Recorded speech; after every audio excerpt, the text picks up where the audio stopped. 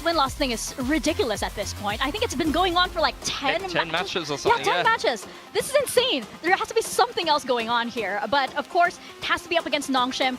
And they have a history with Nongshim as well. Like the previous matches with Nongshim almost went exactly the same way. Yeah, they did. I mean, Nongshim, they're in some interesting form. They're coming off of that game against Zeta right at the end of the groups to scrape through into playoffs. They're in the lower bracket already. They've had 2 weeks. They've been chilling. They've been prepping. They've been waiting for their opponent here in the lower bracket and trying to get themselves on a good trend to try to scrape a spot over there into Toronto. But I don't know. I'm not super convinced by Nongshim's form. They've had some shakier games. They've still been kind of trying to define their style. So we'll see what they're going to be bringing today. The onus is on them to change. 2 weeks is an incredibly long time in Pro Valorant. You can make a lot of adjustments, a lot of changes. You can adapt your whole style if you need to, but it's about, are Nongshim going to do that, or are they going to rely on Danby on this Neon? Are they going to do what they've done before? Because Talon can change on a dime, you know? They can. They're incredibly fast to adapt, so it's about if Nongshim can do that. I mean, you can see that they played each other in the groups as well. Yeah. Of course, and you know, checking out actually those group stage highlights, you know, you have to wonder with Nongshim just what their next step is, because I don't think we're quite there yet. You know, we saw Nongshim Ascension, that worked perfectly during that era. We want to see what the next step in the evolution is for Nongshim, and I don't know how confident I can be with a team that is not exactly at that step yet. Yeah, I think, like, you know, we were kind of talking about it coming into kickoff, that Nongshim is this team. They had such a good run through Ascension that it would just kind of be a stepping stone into Pacific, and then guaranteed they'd be a top team in Pacific. That hasn't been the reality. They've been kind of middling inside of Pacific. They've been a solid team. They've been a team that can push a lot of the Korean teams in those matchups and the solid teams within the overall Pacific hierarchy. But when it comes to Talon, they have not had a lot of luck against Talon. They were knocked out in kickoff by Talon. They lost to them in the groups, and if they lose to them here, that's going to be the second time that Nongshim's been knocked out of Pacific in 2 stages by the same team. Yeah, it's an awful lot of history. It's something they really need to rewrite the script here to overcome Talon. But both of these teams have an incredibly high level, and that's what we really hope to see today. Taking a look at our head-to-head, as you can see, Talon have the edge once again, you know, 2-0 against them. But statistically, these teams are quite close. Yeah, you know, a lot of different statistics, definitely close. I think Talon is going to be this team that, you know, is very difficult to kind of quantify when it comes down to statistics, because you just really never know what Talon you're going to get. You don't know exactly what kind of strategy they're going to use. You don't know what kind of form they're going to show up in. So that's why they're a very difficult team to quantify and a very difficult team for Nongshim to prepare for. Yeah, even if you've gone up against them, you know, X number of times, you still can't really tell what this team has prepared for today, right? But we always talk about Talon's inconsistency, right? The 50-50.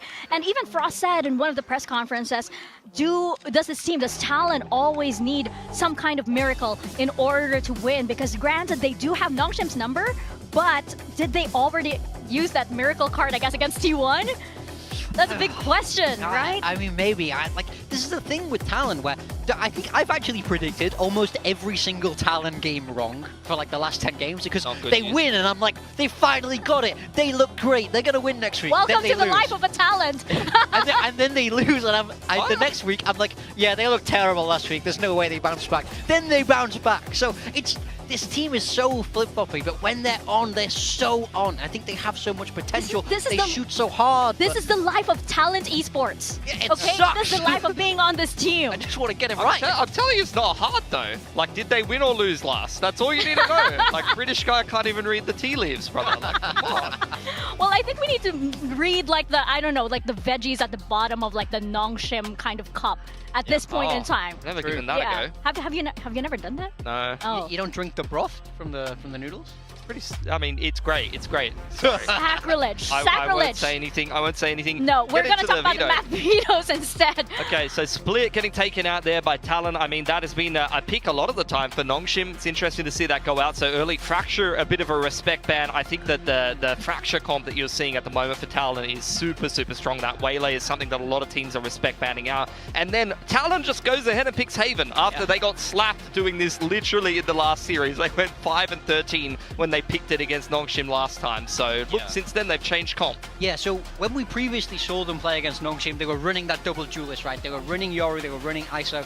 They since swapped that deadlock, and things did look a lot better. So in a way, I'm kind of surprised that Nongshim led this through. This was a map where Talon started to look good since that comp change. So they clearly and it's sort of the same with Pearl, where Nongshim have looked, fairly solid. 100%. The only time Nongshim have lost is when they did narrowly lose to Zeta. Other than that, they've beat everybody, and it's been respect banned by a lot of teams so far in Pacific. A lot of teams have said, I don't want to touch Nongshim's Pearl. It's one of the best maps in the pool.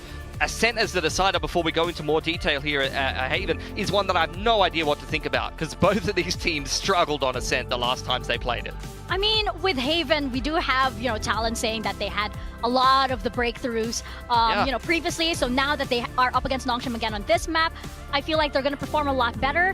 The Pearl is the one that makes me a little sus or a little nervous, I guess, for Talon, especially with how they performed on Pearl previously, which was... nearly a 13-0. Well, here for Haven, we see Talon. They have recently dismantled two of the Korean giants in this region on their map. Haven being a strong map for Gen G with their Viper comp, as well as T1, defining an entire style that you can see even Talon have adopted to themselves with limited success, particularly against Nongshim with the Yoru ISO. With Talon swapping over to this deadlock comp, they have had a lot of success against a lot of strong Haven teams, so you can see why they're backing themselves to pick this map again today. Yeah, I love this new comp from them. I think it's a really nice fit. I think the deadlock brings a really nice niche, and they want to run it back against Nongshim. They know that last time they underperformed against Nongshim, and now they're saying, hey, let's go one more time, because we can beat you here. Go again. Yeah. Win-loss, win-loss, win-loss, and history says it's probably going to be a win. And I mean, against Nongshim as well, you look at the previous times these two teams have faced off against each other, it's kind of the similar story every single time, right? Yeah. Even the way the series goes. So is it going to go exactly the same way? Everything points for...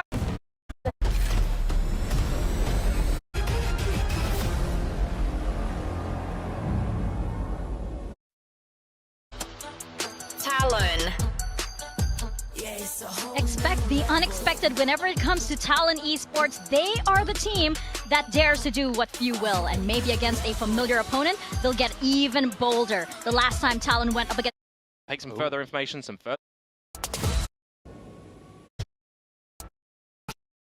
bracket run. That they may not... Won't be able to change as much as stick with performances on. So really, Nongshim, in general, it's full circle for this team. They've tried to change things. They've tried to adapt new styles as they played here in Tier 1 in Pacific, but it's always been circling back to the same success that has worked for them in the past. Yeah, and will that happen here on this stage? Again, this is an elimination match. You have Margaret fans in the audience too. This is wonderful. You have, you're seeing him classic on the Cypher, and what a match to actually bring up those fans on. Yeah, I mean, Margaret went crazy last time we saw him. Live game. He's got the weight of expectations on his shoulders today. For sure, but guess who else has the weight of expectations? It's our casters, Komodo and Quack. It's so heavy. It's so heavy. Komodo, hey, I'm Quack, the Singaporean caster, and we've got Komodo from Down Under, but it's more important that we talk about Talon versus Nongshim today. I mean, why is this match so important, Komodo? Yeah, I don't know why we've got expectations on us. We just get to sit back, relax, watch some good Valorant here, but there is a lot at stake actually right now for both of these teams, right? We know that Talon are being very vocal about wanting to get back towards champions, for example, and for Nongshim, coming up from Ascension, they've got, a lot of weight on their shoulders because they've got to get points, they've got to try and get the champions to stay in the league. Otherwise, if they don't even get to split 2 playoffs, they're, having to go back to Ascension, and if they don't even make that, well, they're going to be biting the dust, turning into dust. Very right. I mean, big stakes here for both teams, but especially a little bit more so for Nongshim, given the fact that they are that Ascended team. They need those championship points. But apart from that, what about the Agent comps, Komodo? I do like the fact that Nongshim are going back towards the Breach instead of the Taeho. When we look at them, it's always better for Francis being able to set up Darnby when the Breach is in play as opposed to the Taeho. I mean, it had its good moments, don't get me wrong, but it just always feels a lot more comfortable, and it's not the scenario where they're just sending in Darnby, quote, throwing him in like they've been calling, not actually throwing the games, everybody, if you're wondering with that one. It's throwing Darnby in towards the sites and kind of being seeing him just left on an island by himself with no real assistance. So I think that the breach coming in towards this one is really good for them. Should be back into some familiar territories. And to highlight as well, both of these teams currently on 3 championship points. The loser here will get no extra points. So you're going out with 3. That means stage 2, you need a lot. Yeah. That's why it all comes down to this very first map as well. Talon on the attack, and we have kicked things off. So far, so good, just hovering around this A long position. Yeah, of course, Talent. Idea with this composition as well is going to be great to counter the likes of Darby on the Neon, the likes of Yoru plays as well. With the TPs, you expect to see good things from Cruz with the Sonic sensors when things flip over onto defense, but on attack, passive approach, classic 1-2-2 if you want to call it as well. Really just spread default for Nongshim, eventually starting to gather a little bit of information. Our drone not spotting out anything, so you'll take some further information, some further space down sewers, and this is the time for Talon where they've got to realize that they're not being presented with anything. Now they've got to go looking. Curious smoke bloomed up around A lobby as well, right? And this kind of puts Chip Boys in a precarious position as he gets stunned up. The kill now heading over onto Francis, but also the sight for Talon. Yeah, look at the damage though that's already been delivered to these Nongshim members. 3 of them low, all going for the flank. A gate crash available, but right now it's the spike that Talon are not even, you know, caring to stay on the side itself. They want these fights. And that was a really great flash coming out from Persia as well. It does keep Talon pinched into this B site where Demi comes in, slays them down with a triple. Killua trying to fight for his life right now, but the spike getting stuck just does not do him any favors. The round picked up in a dime by Nongshim. I think this is going to be my most mentioned statement ever this year in all of the broadcasts. You probably already know where I'm going with this one. Stuns are cosmetic. They do not exist in this game of Valorant. Darby has just delivered them death in this pistol round. And I got to say, the damage that was delivered real nice early on. I mean, I thought that Talon were at least going to be able to find 1 kill on the back of that, but unfortunately not. It's just damage. And Darby literally says, no, I don't care. I'm going into the site. There's a Sonic sensor. Stiff, yeah, I might just kill you. It's a little bit arguable, because sometimes if you're a Jit Boy is getting stunned up, then you feel that pressure. But if you're Dambi, oh my god, it just doesn't matter. Yeah, for sure. Stinger buy up though for Talon as the plant was there, and they favor themselves going for this, but against Margaret with a shotgun. Oh, but he gets tagged straight through the cyber cage as Talon swarms this garage position. Just Francis to try to spray and fend them off, but to no avail. The spike still going down on the C site. Nongshim all around though, but the spams as well. Persia fighting one through. Yeah, that's unfortunate for Cruz. He's been accidental there. Spike planted. Got the wall up now as well, just for Talon to hold. They're still trying to keep pressure around this garage. Remember, difference, Breach versus Teo. You got flashes and an aftershock for Francis. And also the stuns, but the flash coming back out from Thigh. He's trying to keep Nongshim at bay, which allows for Primi to then spray down this choke point. 2 kills, a third from Thigh, and just Persia left. He's gonna push out of the smoke, the barrel spotted. Killua finds it, and Talon answer right back. Yeah, good force up from Talon as well. You know, we've seen a lot of discussion and arguments at the moment of second round force ups, second round buy ups, especially with the Stingers. You know, you look over yonder and you got a team like G2, for example, that might be favoring it. I've seen a lot of great percentages in Pacific so far when you've got the individual Stinger in towards the second round, but I guess for Talon here, it's, you know, why not just all go in together? We've got an idea that Nongshim are playing quite slow already from the pistol round. They may not expect something a little bit faster for a C split, and it works a treat, you know. Unfortunate for Margaret, the judge is not able to, well, do anything, and now you have to take a knee as Nongshim. What are you going to do? I mean, they're taking a bit of a knee, but they're also pushing out a C long, and it's just one where Thigh has everything covered. Yeah, I mean, a round such as this, shouldn't be reading too hard into it as a viewer for Nongshim's chances. Already losing 2 members, pretty easy. You just reset, play to the numbers, see no overextension, have an idea of individual tendencies in a situation like this as well, right? Ivy, most likely always favoring this A site on the Sova. You'll see him with Dambi a couple times here and there. I'd be interested to see, you know, for later when there's proper rounds, you know, what sort of changes Margaret will have with these Cypher setups. That will be quite crucial, Komodo, but for now, it's just Talon having their way with things into the site, trying to get the spike planted, but Ivy not too bad for a bit of damage. Just Persia now, heading back in. Yeah, would have been good if Ivy was able to find more than one, because now gets just a little bit more problematic for the likes of Persia, where I mean, you'd see maybe Thai look for a kill here to be one away from the ultimate on the Omen. Primy's already got the Dimensional Drift, which coming in towards the next gun round is going to be quite huge. So that kill at the end is just a bit of a consolation prize for him. Some padding of the stats, some extra creds. And now we'll get into the meat and potatoes of this game where we'll have the buyout for Nongshim. I like meat and potatoes. But more importantly, it's also just taking a look at the entire history back and forth, right? I mean, you're talking about how Nongshim has played Talon a couple of times so far in this year. Every time they've lost. And Haven was one of these maps where Talon always had their way with things as well. Talon getting that great read against T1 from before. A little bit shaky against Genji last week for sure. But right now, so far, this is getting a nice feeling tingly.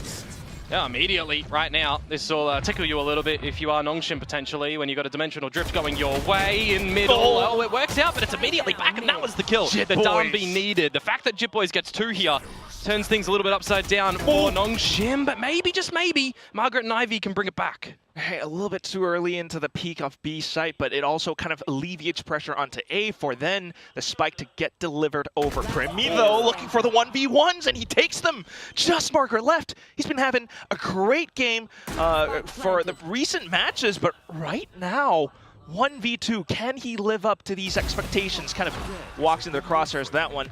Tough situation, and Primi just locks it down. A little bit unfortunate for Ivy pushing too far, I think, for the duel against Primi, where you flip it on its head, and that's a really great duel for Primi to be able to just dig deep and win, right? A massive kerfuffle in mid that ultimately gets won by Talon. Some stability looking to be brought back by the Nongshim lads, but I'm looking at Ivy here, and I'm thinking to myself, you've got a drone, you've got a dart, you've got 2 shock darts, right? You can actually wait for Margaret to come to you and play a little bit more passive and potentially go in together, right? You get the information with the standard kind of oversight dart and a drone if you want, but didn't happen. One of those things. Teething issues potentially. Adjustments, more importantly, to be made for Nongshim coming into the depths of this round of this map where there's some damage already delivered around A. Okay, that is a lot of damage, Komodo. Look at that Sheriff shot.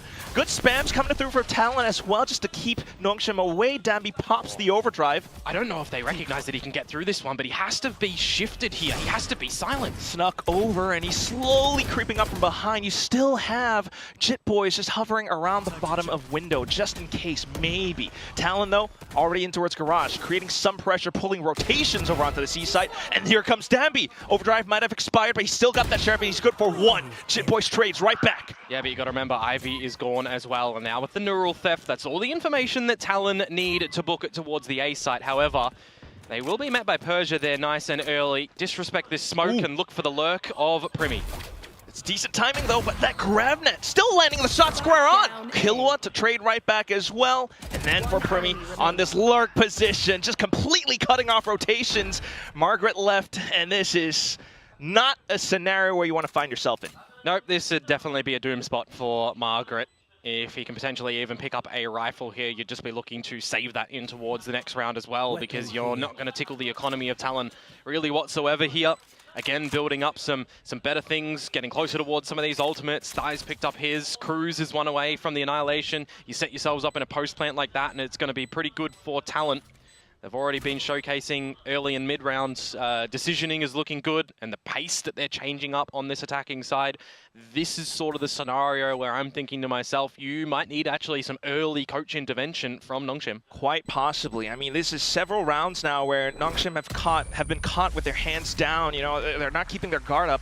And at the same time, if you're looking at the future rounds, Cruz is now close to assault, Killua as well, and that could be so darn impactful. Nongshim, though, trying to find ways back into the game. I see an op being picked up, and just with a bit of a glimpse.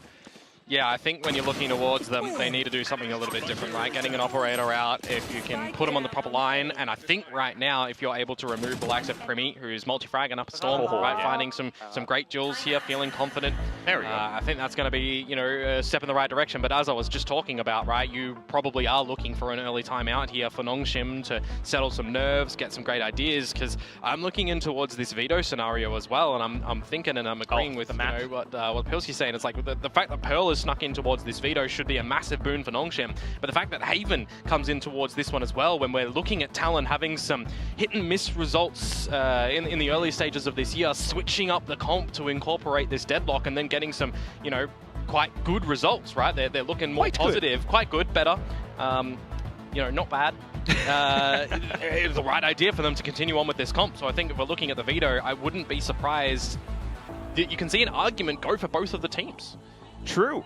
I mean, it still is one of those things where it kind of could be anyone's game. You know, yeah. It's been a week. Who knows? Maybe Talon comes in with some improvements, massive improvements on a map like Pearl as well. Well, that's it, right? If they are leaving it open and not banning it, you surely are expecting that Nongshim would be picking it. That's the thing. You know, we're all on the outside looking in. Right now, this is what we can see. Smoke's up. You got the op watching down A. Fancy a Persia operator posted on the Omen. Just in case Talon decides to get antsy, to peek out. Well, he is at the top of the B side at the moment. And that would be an angle that's so unexpected. Talon hasn't really dealt with anything like that so far, but right now, keeping things close and safe. Alt Orb's picked up. They haven't dealt with an operator, they haven't dealt with an elevated spot at B, but they have dealt with many members in mid. Using the stealth drone early on means that mid is a little bit more vulnerable of information. The camera, of course, already used in A lobby as well, so it's going to be this dry information spot at the moment. And if Jit Boys can pull some of this utility away from the likes of Ivy, that would be really good at the moment. So drone used, Dart still available, but Hunter's Fury, if you're thinking about it, that's on the other side of the map where Talon are now posting up for a C hit. Right, and Jit Boys just evaded that drone as well, so Nongshim don't really have a good idea, and Primi just opened things up onto the C site. Flash already drawn out as well. The hit's still not committing. 30 seconds to go. Ivy needed to win this duel against Jit Boys. He was doing really well for the lurk a little bit early on. 20 seconds to go. Spike to make its way here. Darby's in the heavens. Persia's with this operator. It's not the greatest weaponry for a retake. Not too bad, though, with the spam so far. Darby, a bit of damage over, but Primi just fires right back, and now just down to Persia. Primi's already gotten him spotted. How quick has all this happened? Quad kill in round 6. I mean, I'm telling you, man, Primi, he is activated in towards this matchup. He wants to make sure that there's a lower bracket run for Talon to get an international appearance happening. You know, it would be really awesome for the likes of Killer and Dai stepping in towards this roster. Imagine, you know, season 1 of play, you get straight in towards an international.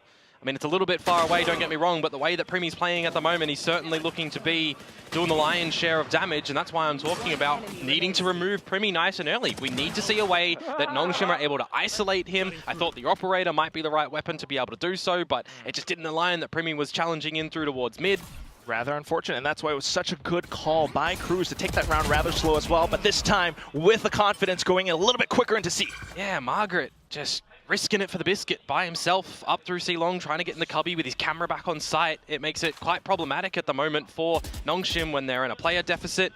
Yeah, they might have some A-Long control with Darby slotted up deep and Ivy available in the backlines with the recon, with the Owl drone still, but the stealth drone is just gonna, well, I would have said remove all the info. Destroyed by Ivy early on, but it's the false sense of info now, isn't it? Rotations away from the C site, where if Talon hit it, it'd be free for the taking. So with that drone taken down, it's a bit of information. You feel that there's something fishy around this A-Long. You just commit into C. You find that nobody's here, especially the Annihilation for extra cover. If you're Nongshim, this is a tough retake. Yeah, and you've still got barrier mesh, you've still got sensors as Cruz. I mean, this should be a pretty hard retake for Nongshim. It would take a royal fess up, a royal blunder from Talon to mess this one up, but still, decent chance. Off towards the fights around the back lines. Dambi initiates a bit of utility into Garage again. Not too bad though, but still the trades from Thai now, and it's a 3v1. He might have an ult, but I don't see how Ivy could deploy it in this round. Nah, gotta call it. Some really great decision making from Talon. Again, beginning of the rounds, not going too far, but if you are together as a unit, as I said, a bit of a misstep from Margaret, right? You see the blind side, you're not able to dodge it. You try to sneak in towards the cubby and you're just dead to rights. You've got no escape route. And if we just take a little breather of things, Komodo, right? I mean, just so much pressure against Nongshim right now. Yes, in terms of the stakes as well, but in the game, on this map, Talon's been keeping things up all towards this A site, as well as C. Extremities on the map because of Jit Boys on the lurk, because of the whole team peeking down C. And, I mean, who have we seen change positions on Nongshim so far? what differences have we really seen from them so far, right? It's been Omen in the middle of B, it's been Darby and Ivy over at the side of A, it's Margaret setting up C, and it's Francis, you know, kind of frolicking between a lot of the map, right? He's dancing around, he's spreading his wings. But apart from that, it's been just a little bit stale at the moment from Nongshim. Yeah, same thing right now. Yeah, setting up for the breach fault line down the sewers, trying to set up Darby for something who's again once away from his overdrive, but it's just a heads-up decision from Talon into the C site, layer down all your utility, something that you just try again and again in scrims to get down right, and they're going to have a free site for the plant, a lurk again from Jit Boys, and he's just always good for one at the moment. I was just going to say, Francis had found that one kill. That would have been rolling thunder, but Jit Boys just keeps Nongshim on their toes. Second kill, Persia to trade. Not too bad, but still a tough position to be in. I mean, you got to consider that Killua has an Armageddon. Salvos eventually will come back online. It's just another round where you're not doing anything, and Premi's found one again. Well, Davi's certainly going to try at the very least until Cruz denies entry. Wow, Salvos as well. Persia knows that they're kind of on the move for him, so he's going to back off. No real exits found. It's just Talon going all the way. Talk about on the move. I'm seeing them in the groove at the moment. Talon, they've got the song that's in their ears, and they are not What stopping. would that song be? What would the song be? Yeah, give me a song. I'm not that fluent in Thai music. It doesn't have to be Thai music. know. Come on, it could be K-pop. I mean, the way that they're going right now, it might be "We Are the Champions." Hey, that's a good one. I don't know. I mean, Talon are playing pretty damn good on this attacking side at the moment, and I look towards, you know, what we've seen so far in this league for the likes of Nongshim. They are the team currently, albeit slightly, with the highest defensive round win percentage. We're not really seeing that at the moment, Quack. No, that was actually one of the more interesting things. We were talking about this from pregame, right? Nongshim had higher stats overall compared to Talon, but Talon so far on this Haven have been taking their way with things. Back into it again, and it's Jit Boys with pressure down A. Well, I'm going to say it again, folks. It's the same setup for Nongshim. They do the ults. Yeah, they've got the ults. They changed their trapwire setups towards the C site, though. Still standard Garage 1 and kill trap for Margaret at the back of the site where, you know, maybe Premi's been TPing into, or you've got it from the shadows from Dai.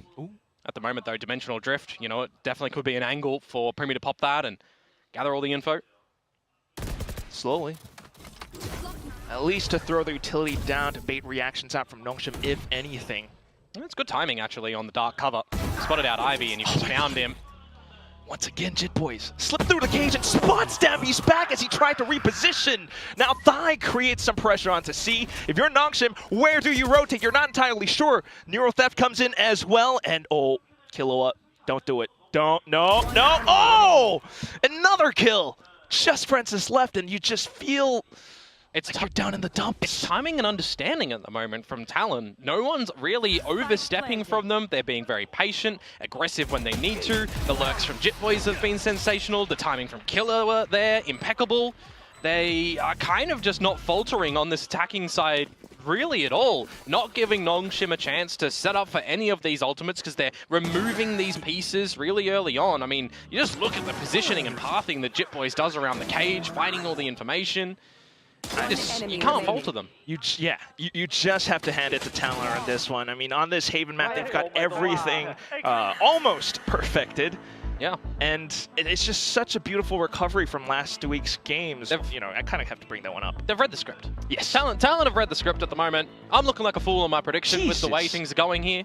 Right? But both timeouts being called down in the first half. I mean, you've got to. Like, if you're considering that this could blow out to an 11-1. Yeah, that's a thing. But, you know, if there's anything to look forward to, you do have the next upcoming map. We were talking about the map view. There's still a decent chance. I know the mental game can be affecting Nongshim quite a bit right now. Are we already thinking about Pearl? Is that the scenario that we're at right now? You look at the scoreline. Yeah, Tell me. But it's first half. You know, they could turn the monitors on. We were also kind of theorizing that the second half with Nongshim on this composition would kind of work against the whole Davi Neon thing, correct. right? Yeah, I mean, if we're seeing, you know, what the change up of the sides will do, you're going to be expecting Cruz to be at the A site more often than not with a lot of these deeper sensors to stop any TP aggressions to come on out. You'd need some good shock darts from Ivy. And I mean, we've not really seen the utility be successful for Nongshim at the moment, right? We're thinking about combo moves, we're thinking about fault lines and darts and getting Darby activated. none of it's really been able to come into play. You're looking at this round again, and it's the same, you know, spots essentially for Nongshim. Slight difference in the fact that you've got Francis more towards B yet again like last round, but you've got Danby going down the sewers instead of long.